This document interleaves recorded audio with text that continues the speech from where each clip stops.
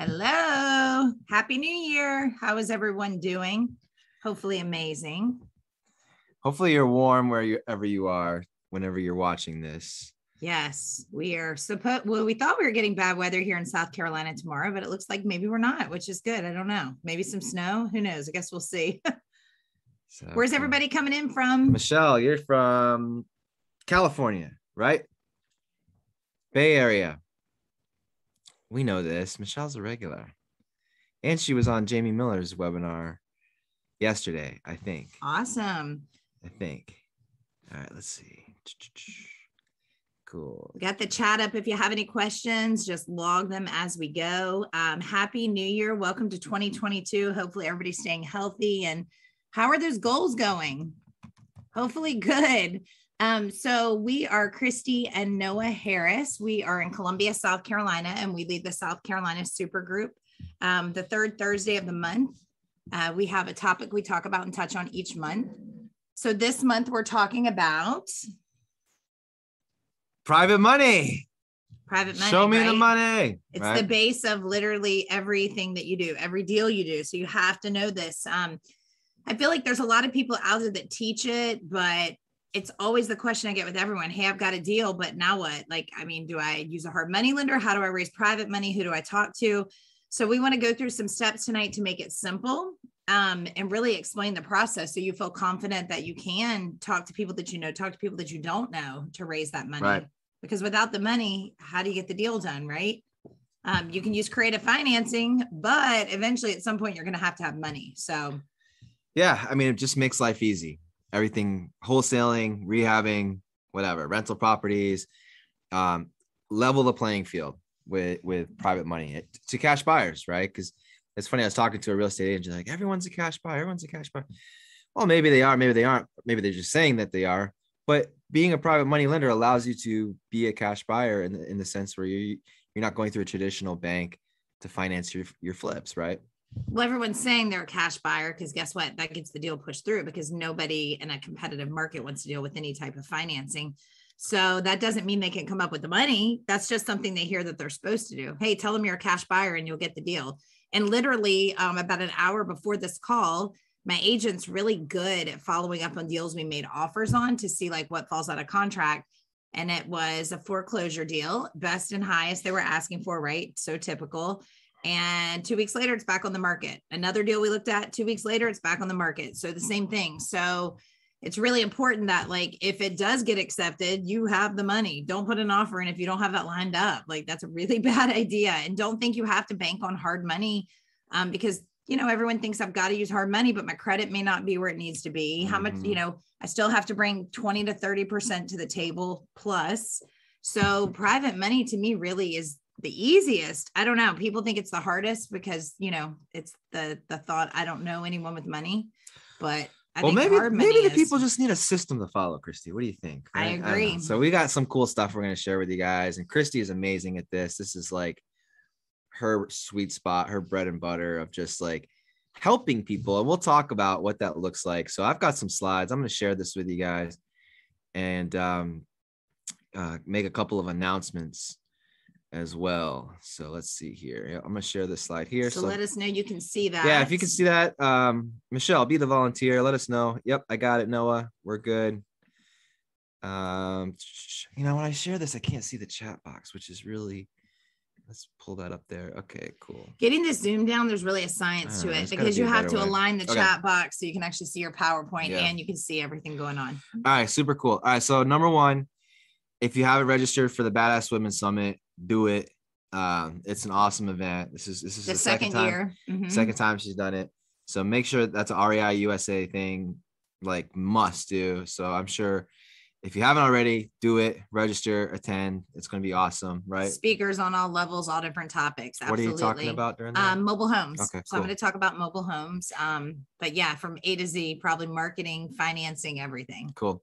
And number two, so we were debating about whether tonight to talk about private money lending or marketing for deals. So if you're like, man, I really could use the marketing in addition to this, we have a recording because Christy did an awesome webinar with our friend at Foreclosures Daily, Tangi Cousins. and we recorded it. And if you go to Christy's website, christyduckett.com, and at the bottom, you can see where you can watch the replay. So we highly recommend that because we don't have this recorded, right? So we're going to do this one live for y'all. And if you want to check out the marketing tips, and it's really powerful webinar. It's kind of narrowing down your market into neighborhoods and zip codes, very small, like on a macro level. So yeah, so that's christyduckett.com, all the way at the bottom. You can sign up for that. And last but not least, this is the South Carolina Supergroup, even though we teach all over the place. But if you are in the area or want to be in the area, we are holding an event here in Columbia, South Carolina, March 5th and 6th. And it's 2 days, action packed. But, you know, we do monthly meetups here in Columbia, and a lot of, you know, investors and REI people are welcome to come to that. And if you want more information on that, it's reupmeetup.com. You can go check it out. So all different types of topics. So let's dive into some private money. What do you think? Cool. Okay, Sounds good. Private money. So I call this how to become someone's superhero.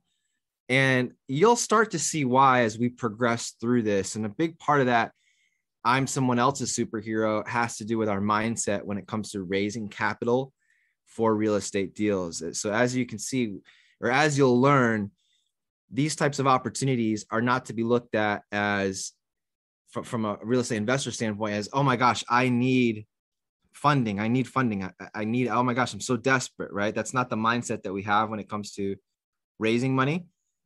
The mindset that a person has who's successful with this is that, you know what, I'm paying a great rate of return, and the investor's money, the lender's money is secured by an asset that's worth way more than the loan that they're giving me.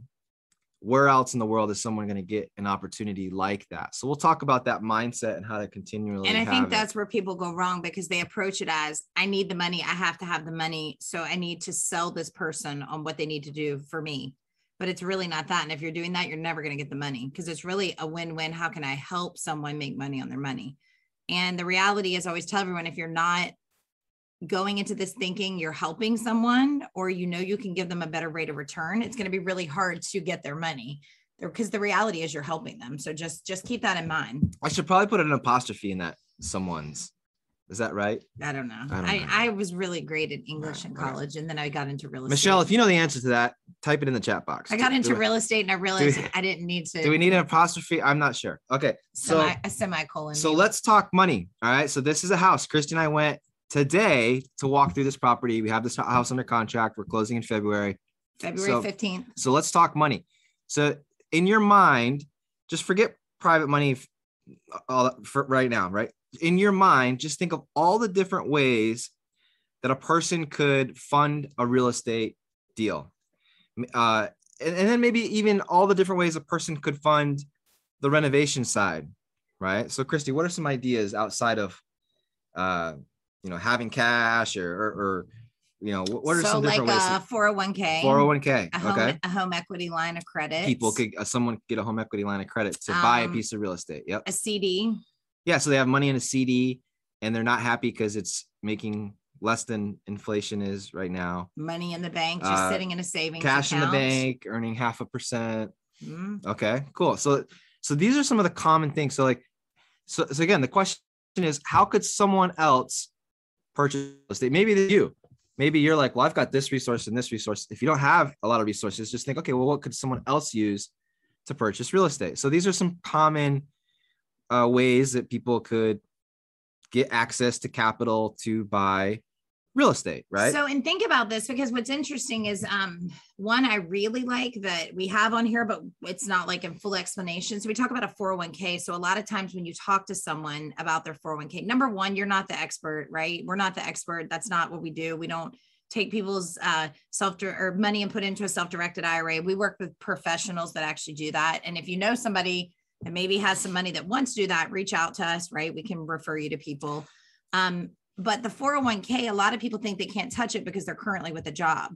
But what people don't realize is there's a lot of people that worked previous jobs, had a 401k, quit that job, got laid off, never did anything with that 401k, started a whole new job and have a whole new 401k.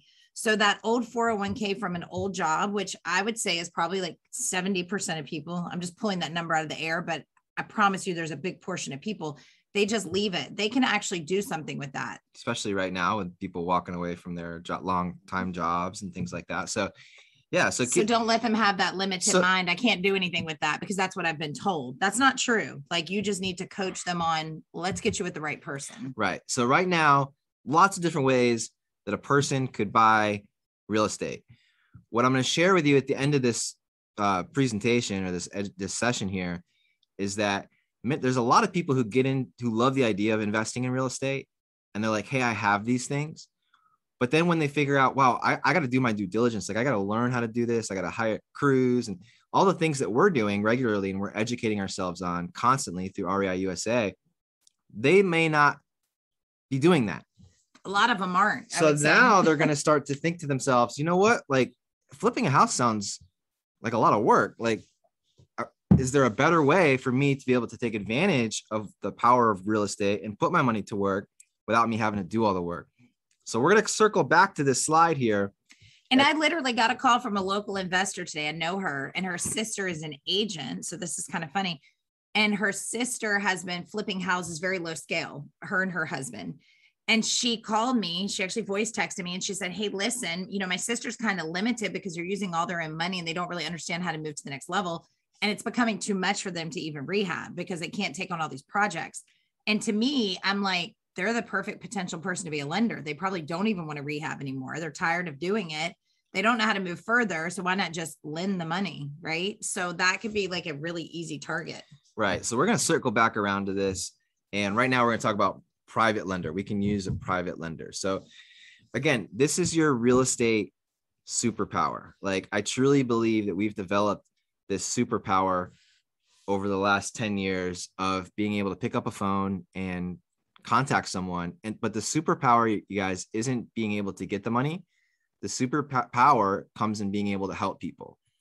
And once you truly start to buy into that, hey, you know what? Like, where else can someone make a great rate of return, have it secured by an investment that's worth way more than what their loan is?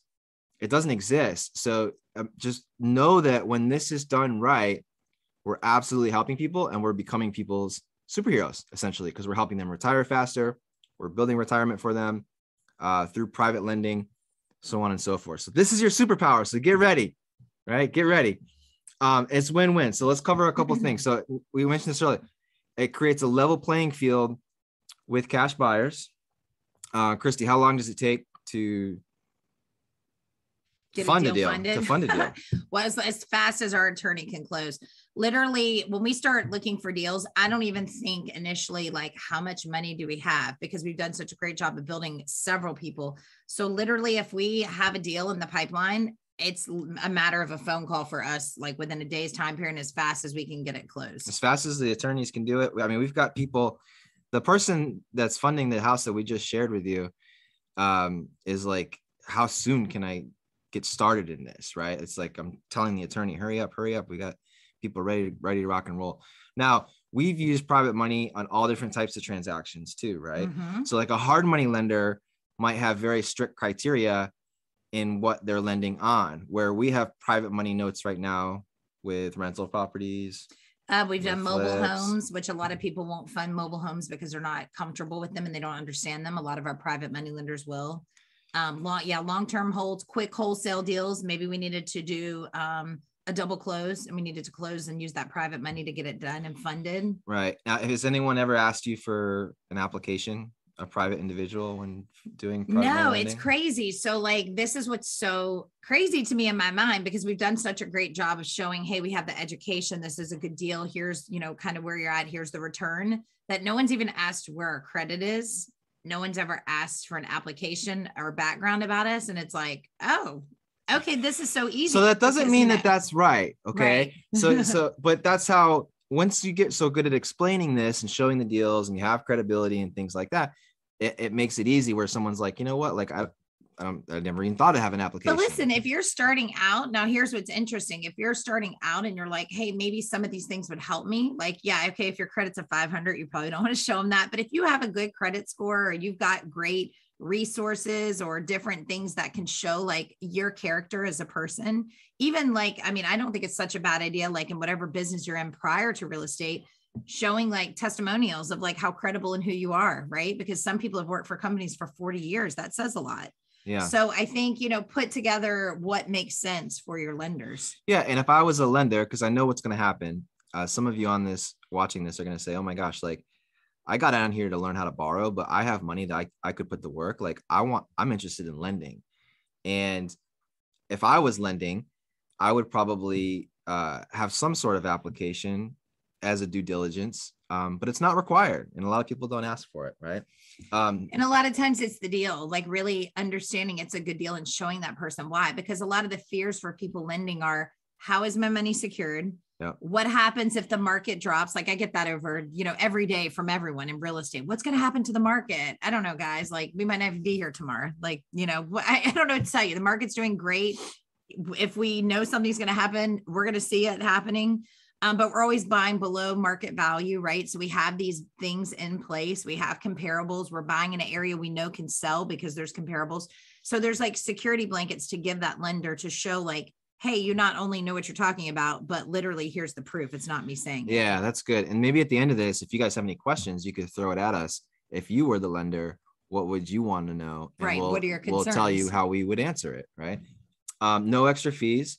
Mm-hmm. Right now, we're borrowing money at 10%, no points, no fees, no nothing. I had someone that wanted to give me business as a hard money lender, and it was still like 4 or 5. It was like one of them was 2 3/4 points, and the other one was 4 points up front, and plus a bunch of origination fees they tack on, right? Yeah. And I'm not saying, hey, listen, hard money's good. We've used it in the past, but now we built to a point that it just really doesn't make sense to. Because one of our lenders has, I don't even know how much, probably a couple million, like in different directions he can lend, which is cool on top of everyone else we have. So realistically, we're not in a, $5 million market either, but just know the money's out there everywhere. Yep. And we'll talk about that.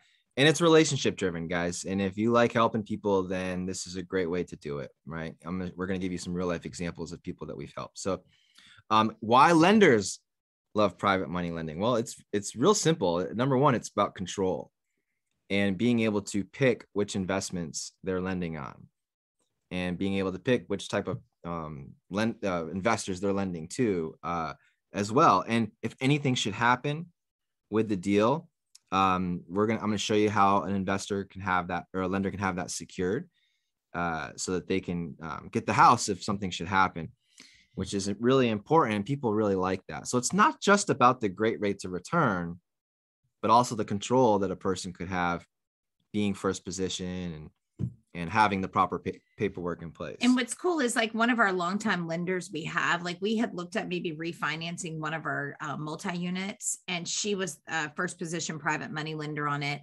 And when I started looking at rates that we could get and what, we were paying her and like, the process of doing it, because we had a lot of things going on. Noah might like touch on this later on, but I literally sat down with Noah and I said, why don't we approach her about keeping a longer term note on this? Like, why would we cash her out? Like, and I literally told her, listen, here's the truth. Our responsibility to you is to make you money. If we give you your money back, and right now the market is a little more competitive finding renovations, and we're kind of changing our strategy, I might not have a deal for you for 3 or 4 months, which means you're probably not making money on your money. I'd love to keep your money in our deal and continue to make money. And she was like, okay, let me talk to my CPA. Let me think about it next day. She's like, yeah, I'm in. So it was cool because we had this great built relationship, but she understood like, hey, I want to make money.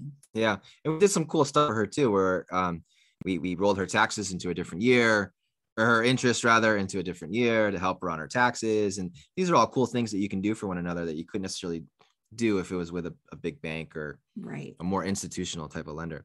Compound interest. So I would really, in your marketing or on your website, or if you're meeting with a private money lender, I would have that little chart or graph somewhere in whatever you're handing them that talks about the process of lending, and really show a person the power of compounding interest over the years, where, hey, if you've got money sitting in a bank or a CD, or it's not growing at all. And then if you show them, hey, if I can put your money to work at 12%, and in a perfect world, your money's working around the clock for you day in and day out, this is what that might look like. Right. And just share the numbers with them, because the numbers speak for themselves. And I'll go over kind of the terms and what we do. So here's some example terms of how Christy and I commonly set up our private money loans, because they're going to ask, like, what does this look like? How does it work? Right.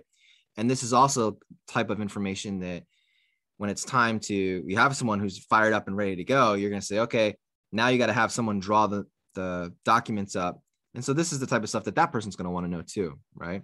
And can I say something really fast? Because this is another thing. When you get somebody on board to lend, in their mind, it means, okay, the money's ready. Let's go. That doesn't mean you always have a deal at that moment. This is really important. So be very transparent and say, listen, I'm marketing at all times for deals. So we could come across a deal tomorrow and have it closed, in 15 days, or this deal might come in 30 days, but I want you to know that I'm searching for the right fit for you. So keep your money available. And the reason I say that is because if you don't say that, in their mind, you're going to come, bring them a deal tomorrow. Yeah. And now you don't, and you haven't communicated with them. And they're like, okay, well, I have my money ready. What are you doing? And then they get tired of waiting and they may not even ask you. Then finally, when you have a deal, you go to them. They're like, oh, I bought something with that money. I never heard from you. I bought a boat. I didn't understand. Yeah. I bought a new car. Right. So it's really important to kind of communicate that. So they're, ready to understand what the process is. That's such great advice. And if you follow Christy or I on Facebook, you'll constantly see us making posts of examples of our deals. So we'll never say, in our posts, we never say, this is great insight too, to attract people. We never say, this is how much money we made on our flip. What we do in our examples is we'll say, this is how much money our private money lender made on this flip. Right. Because you think someone really cares if we made 40 grand. Yeah. Good job, guys. Maybe they do. Maybe they don't. Maybe they hate us because they're like, I'm so sick of seeing your real estate posts while I'm at my job. Again, it's not about us, right? Like I don't care when I see people's stuff. I think, who cares, right? But I like seeing, hey, we made money for this person. And it's cool because we've had family members that I would have never expected reach out to us about lending, or at least inquiring, well, what does that look like? If I only had 30,000, could I do that? So it's like, wow, because family sometimes is the hardest one to get on board. Definitely the hardest. Yeah. So that's all great stuff. So this is what we typically do. What we do is we set up our private money loans on a 12-month balloon loan. So what that means is at the end of a 1-year period, the note is due. So all of the interest, if there's any interest that needs to be paid, the remaining principal goes back to the lender. So within that 12-month time frame, we're hopefully sold the house if it's a flip, or we've refinanced if it's something that we're buying and holding on to. And then we pay anywhere from 8 to 12% annualized interest. So in order for someone to make the full 12%, that means that we held on to their money for an entire year. Now, typically we're not, right? So if we're buying something, and we also try to be transparent because that deal we showed you earlier, it's a pretty quick rehab. Like it's going to be turned around in just a couple of weeks, could be sold in 3 months or less. It's a smaller deal because the price point's not super high. So our lender was like, listen, I don't really want my money back. Actually, like I want to make more money. So we agreed with him to say, listen, if it happens in less than X amount of time, we'll still pay you your interest because we want him to lend again.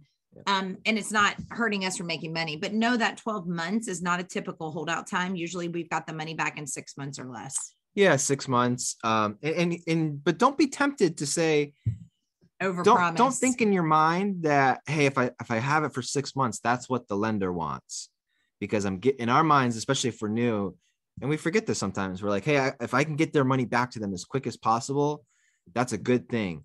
But it's not necessarily what the lender wants because they're making a great rate of return on their money. So we have to keep that in mind and so I'd much rather set ourselves up for success too, where we're not at like a 6 month or a 9 month time frame. We're at a 12-month time frame. That's more than enough time to get it sold, rehab, fixed up, And then also, and Noah probably has put some of this in here, but just giving them updates on the progress of the home, I think is really important in conjunction with this, because maybe if it's somebody brand new and they've never lent before, they watch a lot of HGTV, they think all this is supposed to happen in a week. So like, if you're not showing them the progress and kind of giving them a timeline, they can also become very worried, because they're thinking, okay, I know it's 12 months out, but I mean, It's been 30 days. Yeah, it's been 30 days so. and they haven't talked to me and they haven't said anything. Did they Yeah. run away with my money? I know it's secured, but I'm a little worried. Is the project getting done? Because some of our, I mean, the bulk of our lenders do not live here. Yeah. So what we would recommend is to help with communication is you can create a Facebook page just for your property. And then a closed private group. A closed group, private group. And then every week or so, whenever you're at the house or your contractor's typically there, Friday, right? Payday. You can go take pay your contractors, take pictures of the work and upload it to the private group that just has you and your lender in there. And that works really well. So what's cool about private money lending is you can set up the monthly payments however you and the lender agree. And a lot of this has to do with the lender's goals. So we have some lenders who like to see their interest payments monthly because it's a part of their retirement. So they like having the monthly cash flow. Some of them, especially if they're lending with like their IRA or something like that, they just don't want to mess with it. They're like, we'll square up at the end. And so we'll do one lump sum back with their principal when we close on the house or refinance the house. If you're lending, this is really important. If you're lending, I would probably recommend having some sort of monthly payment for a couple reasons. One, I just think it's smarter to have that person feel the pain of writing that monthly interest check. It doesn't have to be the whole amount of the interest. I'll give you some examples here in a minute. But the most important reason for having a monthly payment is that if something were to happen to the investor, not the lender, the investor, like maybe something financially happened or they overpaid their contractor and now they're not able to get the job done. They screwed up or they're in some sort of financial trouble, or maybe something happened to them. They had COVID and they were down for 4 weeks. Something's going on. Technically, no matter how horrid their finances are, the nothing is in default if it's a balloon payment.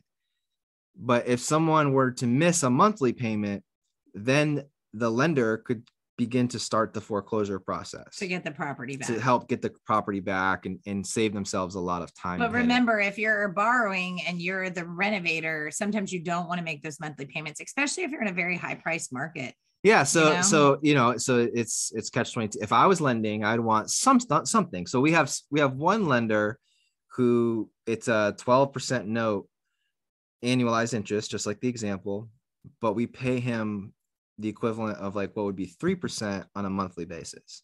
So it's not the entire amount. And he likes to do it that way to make sure that if anything should happen, I got hit by a bus tomorrow or whatever, like. And I'll be honest with you, I think when you're starting off renovating, it's sometimes good to have monthly payments, just like I think it's good to have draws on your rehab money, because I think it makes you a better, more responsible investor in the beginning, because getting a big chunk of money dumped in your account sometimes, like, even though we have a good budget and we have a scope of work, sometimes we, get off track. It happens. Yep. So what's cool is just find out what your investors' goals are. If it's monthly cash flow, set it up like that. Oh, great. That's how we do it. But if you're talking to them, I learned this from who taught us about private money. You should always say, well, typically it's company standard that we pay all of the interest back at the end of the loan. Yeah. And you can do that. And typically it's company standard. We only pay 8% interest. So like, if you say these things, they're like, oh, that's company standard. Sure. They can ask for more, right? But you're the professional asking them. Our policy, sometimes they're seeking your advice. Our policy, our standard. Those are really good words. All right, cool. So here's critical documents, 3 critical documents that you're going to provide your lenders with. And as a lender, you're going to absolutely want. So the first one is the promissory note. Promissory note is just outlining the terms of the loan, right? I promise to pay them back. We will get this money back to you. Mm-hmm. The second is a mortgage deed or deed of trust, depending on if you're in a lien theory, title theory state. Here in South Carolina, we do mortgages.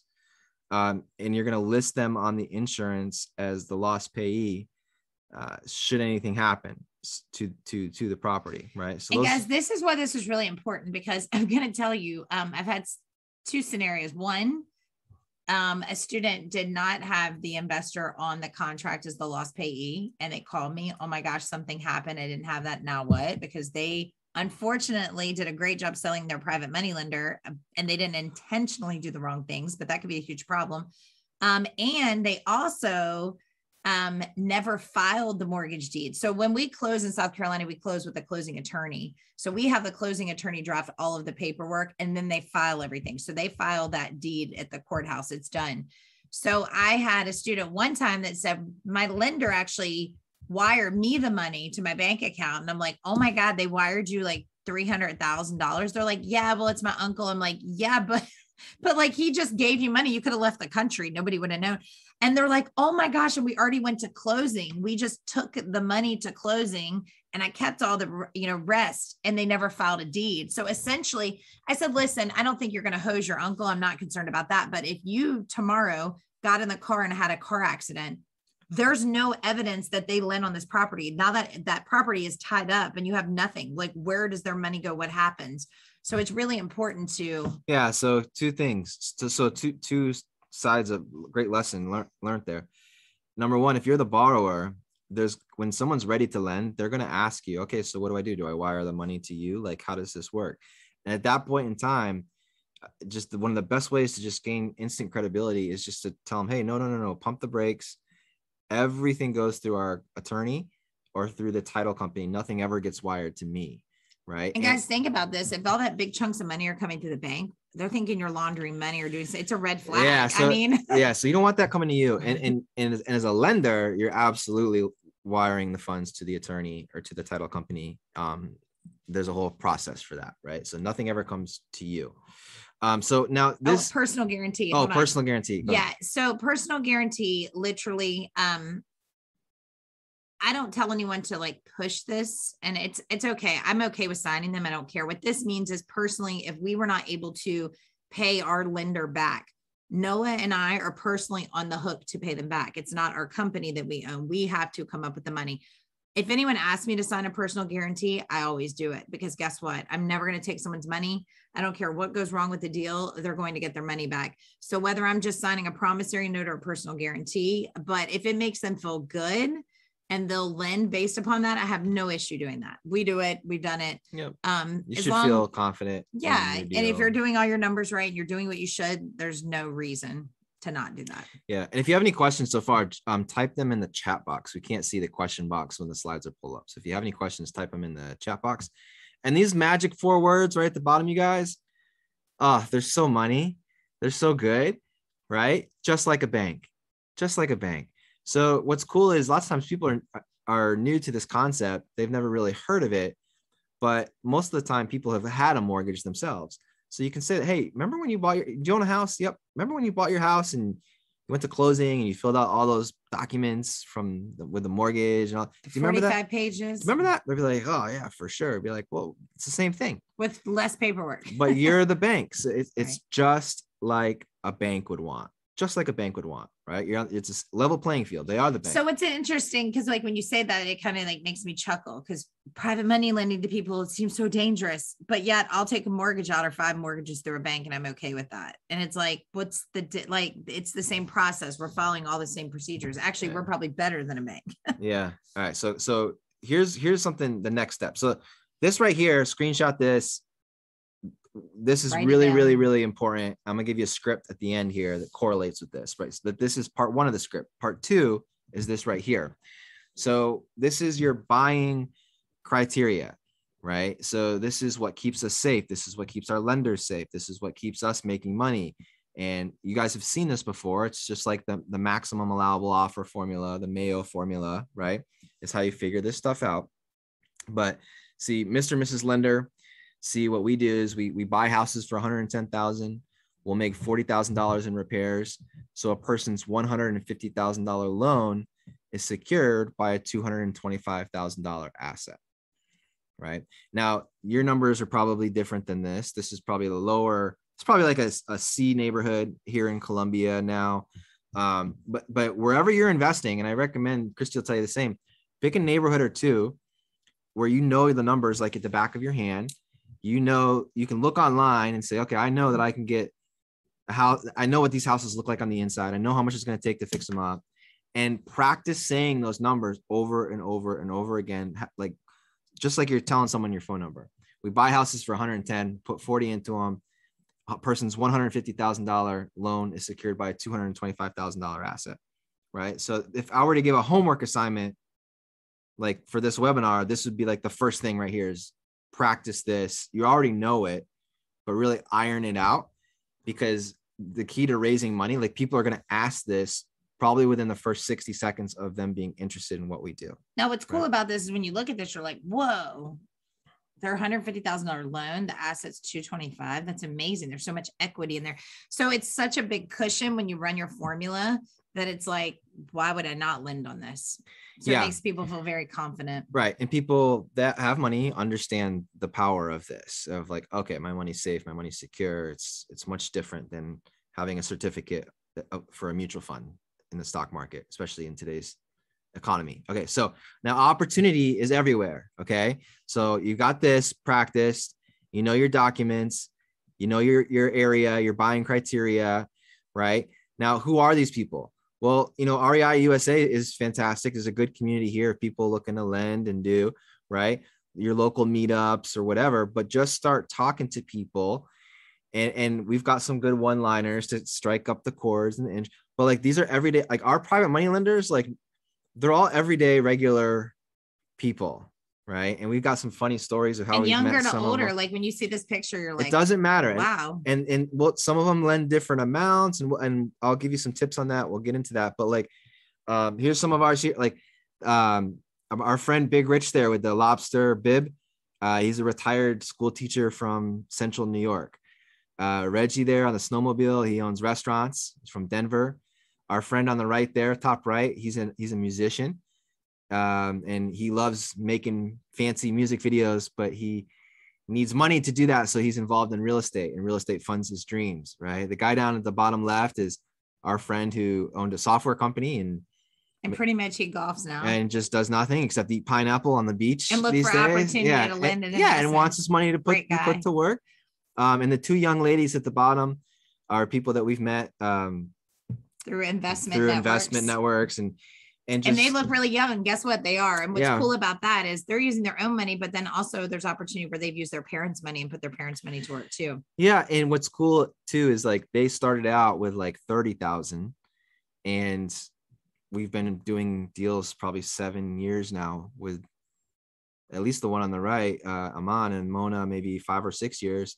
And now they're lending on much, much more, or putting more money. Which is so cool to see, because it's like, oh man, you're so smart. Sometimes it's like hard to get the older people to lend, and then you have someone young that's like, hey, I've got some money, yeah, let's do it. And I'm like, so we're gonna give you I'll give you some ideas here. So like you've probably heard of like the elevator pitch before, but remember, we're not pitching anything, we're not selling anything. This is something that people should be jumping through hoops to get involved in when it's with the right people.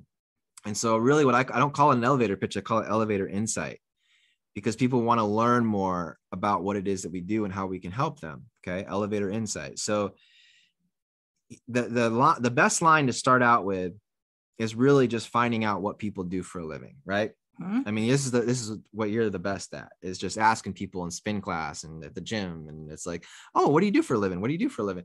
And Christy, why do we ask people what they do for a living? Well, one, I'm just nosy and I just like to know, right? Because I'm like, oh, maybe this is someone good. But two, I'm also like, what do they do for a living? Oh, I'm a doctor. Okay, cool. You have no time. I know this from just identifying people, right? You have no time because you're busy. You're probably putting your money in the stock market or with someone trading your money, because that's all you know. And you want to make a great rate of return and park it somewhere. And you probably got a great retirement. Or I worked for IBM for 40 years. Oh, great retirement. Okay, great. What are you doing with your retirement? So like, these are people like automatically that are telling me, I've been with this company a long time. I automatically know if you've been with a company that long, you have a retirement.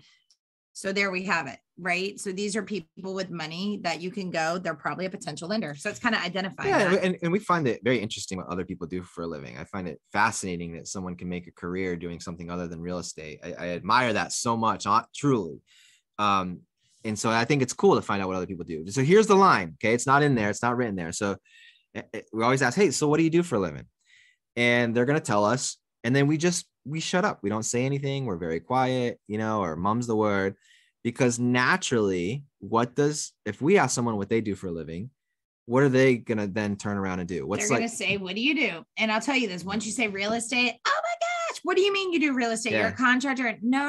You know, the shows on TV, like that's what we do, but like, we don't do the work. We have professional contractors that do all of the work, but we manage our projects. We raise money. We do oh, that's so cool. I've always wanted to do that. I always hear that. So my next line is, hey, wouldn't you love to be part of our business since you've always wanted to do it?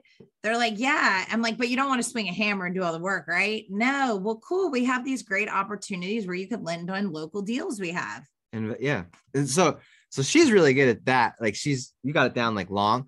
Like I'm more, I talk less in public, I guess, right? Maybe you probably wouldn't know when I'm on this thing, but like in general, like, so if someone says, hey, Noah, what do you do for a living? I'm always just like, well, have you ever seen this TV show, Flip This House? And they're like, yeah. And then I just say, I do that. He says, I'm the third property brother. Yeah, I look like the third property. I'm the husky property brother. I'm too big for TV. But it's true. We were literally at a Christmas party, and one of the girls like, you look like a property brother. I was like, oh Lord, here we go. I had the flannel on. That's why. Okay, so but here's the thing. They're gonna ask, and then you just be quiet. And then 9 times out of 10, Christy hit the nail on the head. Everybody's interested in real estate. They are. So then they're like, oh, they always say this. I've always wanted to do that. I've always been curious about that. Tell me more about that, right? And then that opens up the door for us to kind of give them an idea. And well, I always ask them, hey, why haven't you yet? Oh, I was raising my kids. I was too busy working. I don't know how. I don't think I have enough money. Same excuses that all of us have. Which you're like, that's great. You really actually don't need to know any of that. I can actually show all of that to you because that's what I do as my profession. Just like I was telling Noah, I met a lady at the gym and we just started talking, and, she had lost her husband in the year prior. And she said, this is like my me goal. And she was just so nice. And it's funny because we started talking and it was literally like, oh, what did you do? What do you do? Oh my gosh, that's amazing. Why haven't you ever done this? And it's always the same thing. Like I've always been afraid to, or, I was always in my career. I never had time. And I said, wow, you just retired? Noah, go ahead and pull up the PowerPoint. What's up, guys? We had a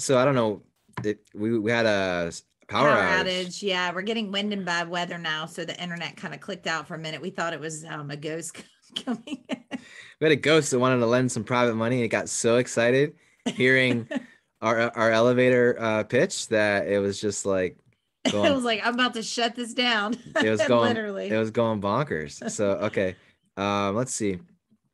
So we're gonna go back and share the end of the presentation, and hopefully we can throw that up and piece that together, and that'll be awesome. Yeah, I had to, yeah. Hold on. Keep talking. All right. So we're down to talking about our pitch when we meet people, and we were down to our final slide. We just did this to make people really excited about the ending. We wanted to make sure everybody was, like, oh, we're going to build up to this, and here we go. And then the power cut out. So yeah, we wanted to see how much you were enjoying this and if you're going to log back on. All right, cool. So you should see my screen. All right, cool. So we were talking about our elevator pitch, and really basically we call it the elevator insight because we're not pitching anything, because we're just asking good questions, and people are turning around asking us questions about wanting to learn more about what we do and how to get involved. And Christy was talking about how the great line open things up is just finding out what people do for a living, because 9 times out of 10 they're going to ask us the same, and that's our opportunity to share with them what we do. And really it can be as simple as have you ever seen the TV show Flip This House? That's what I do. Or it could be a little bit more in depth about what you do as far as flipping and managing crews and things like that. But the idea here is that they're going to say, oh my gosh, I've always wanted to do that. I've always wanted to get involved in real estate. You want to let them know, hey, there's an opportunity. You can. And especially for someone that's literally, guys, never going to go buy a house. They're not going to do this. It's scary. They say they will one day, maybe when I retire, maybe when I have time, which means never. So the reality is the best way to help them make money, because again, remember, this is a helping win-win, is to let them know about the private money lending opportunity. Yeah. And so we had our buying criteria. So if someone's like, you know what, tell me more about that, then I would say this is why we practice it, right? Well, we buy houses for 110, we put 40 in. Person's 140 or $150,000 loan is secured by a $225,000 asset. And then I might say something like, and we pay great rates of return while their money's put to work, right? And now they're like, okay, cool. Like, and if they say, they want to learn more, and here's the thing, they could be learning more. Learning more could be right away. It could be while you're talking with them, or it could be maybe the next time that you see them, right? And so at that point in time, come here. No, if you're gonna distract us, then you got to be in the video. Come here. Come here, sit. You're okay. Okay. We have a little one up. When the power went out, he got a little scared. You're gonna learn this. Movies, so. You're gonna learn this too, right? Okay, so he's gonna sit with us and just hang out and be quiet and be a good boy. So this is Cruz. This is our oldest son. He's 7. He's actually in first grade. So ready? So we provide, and then we're gonna tell him, hey, we provide a lender with a mortgage, a prom note, and we list them on the insurance as the lost payee, just like a bank, right? Remember, just like a bank. And now it's like, holy cow, like, okay, I can. This is simple. My This money's makes safe. sense. My money's secured. It's making a great rate of return. And it's like really legit because it's just the same documents that a bank would want, right? And so this is when we kind of get into it. And again, this could be all within the same conversation. It could be the first line could be when you meet them the first time. The second line could be when you see them the second time. And the third paragraph could be when you see them a third time. Yeah, remember, this isn't always like I met them once. I don't even know this person. I gave it to them. They're going to say, here's my wallet. Here's my money, right? Sometimes this does take rapport building. So again, Noah laughs about me because, we're my places of frequency at, events with the kids, going to the gym. So I'm there regularly. So I see these people at the same classes. So it's, the same conversations, which I think are really important. So know that, can come about. Yep. And so what they're going to ask now, okay, how much, usually it's like, well, how much do I have to do is pretty common, I would say, right, Christy? Right. Yes. And really it's like, what's the minimum? Because they're trying to figure out, wow, is this for me or not? So a real easy way to help people figure out how much they want to put to work. And for us to figure out, hey, what type of investor or lender am I dealing with here? I would give them 3 scenarios. I would say, hey, there's 3 common scenarios. We have people that want to put as much money to work as possible, and they'll lend the entire amount of $150,000. And we have some people that will lend for the purchase price of $100,000, and they love that. And then there's others that are only able to invest the amount for the repairs of the $50,000. And then, and then if you feel it out, you can say, where do you see yourself fitting in? And they might say, you know what? I had this conversation 2 weeks ago with a new person who's interested. And they said, you know what? I could do the whole thing. All right, cool. So don't just set a number and stick to that, because then they'll say, oh, okay, cool. It's like, great. I can get away with lending 10 grand, but I've got $1 million. Okay, cool. Let's start with that.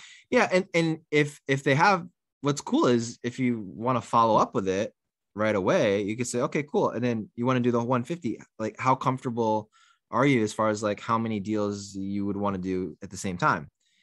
And then if they're like, well, I could probably do 2 at the same time. Now, they're working with 300 and it's like, okay, like this person's, got some money. They need to put it to work.